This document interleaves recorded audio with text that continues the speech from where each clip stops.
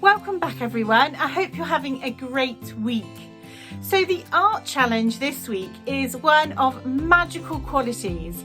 The outcome is quite surprising and you wonder how on earth it actually worked when you look at the outcome. The children in my household were really quite wowed and surprised at the process and really wanted to have a go, so I hope that you will too.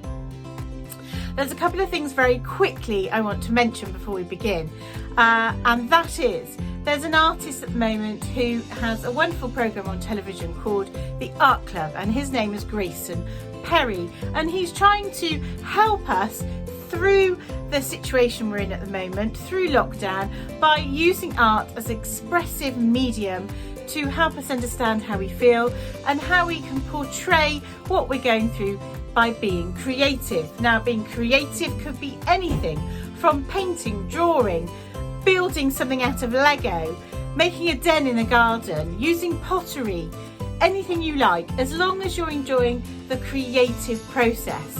And it's surprising how art can help you to understand how you feel and how it can be a great mindfulness activity. I very much found this the case with some of the process elements of this task.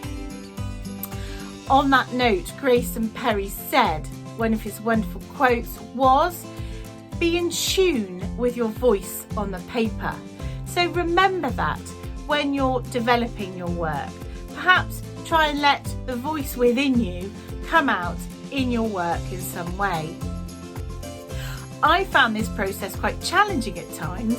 Yes, art teachers do make mistakes. Yes, art teachers don't always have the answer straight away. And artists will always tell you that it takes a lot of practice, a lot of process, a lot of trial and error before they come up with something that they really like. And this is the case with art. We know this. But please persevere, as I did. I had to be resilient. I certainly had to challenge myself to have another go because it didn't go according to plan all the way through. So enjoy watching my process. I hope you really enjoy doing this yourself. It really is a magical experimental task and I urge you to have a go. Enjoy this, stay safe, stay well, and I'll see you next week. Stage 1. Collect some images from magazines, newspapers or colour photocopies on a theme. I have attempted here to collect some images on the theme of lockdown, some positive reflections on the experience we've had. Collate them into a collage effect, overlapping with a little glue if needed.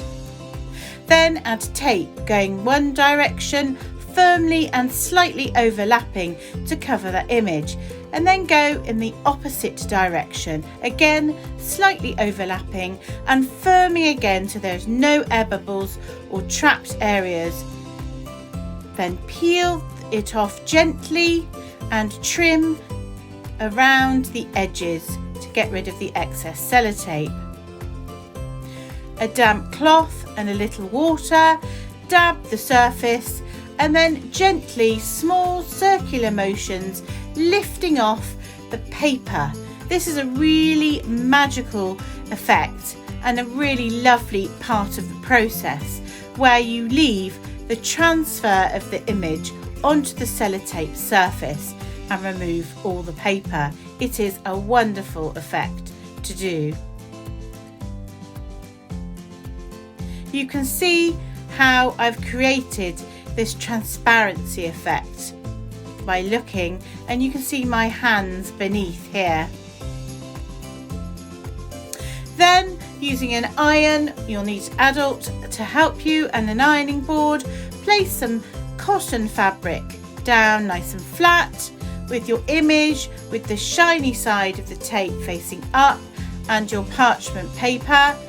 An iron with no steam on a medium heat, slowly going over the surface. Now, this is where my first image unfortunately went wrong and it got too hot and unfortunately it didn't work. So phase 2, a water coastal themed idea. I really liked these and I tried to go with stronger colours this seemed to work out quite well. Tape it, as you can see, in 2 different directions, peel it off, trim it, and add the damp water and cloth to remove the paper layer, leaving the transparency onto the sellotape.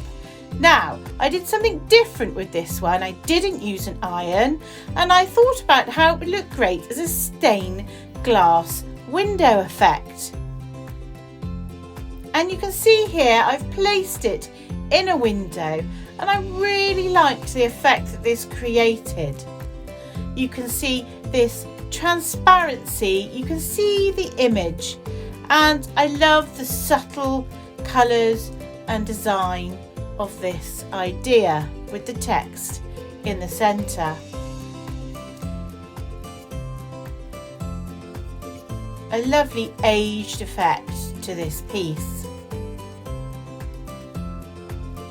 So here we go. This is project number 3. I'm going for colour this time, and I've chosen lots of pictures to do with rainbows. Again, I followed the process, as you can see here once more, taking away all the paper layer. Right, here we go, ironing board. I've been more patient this time.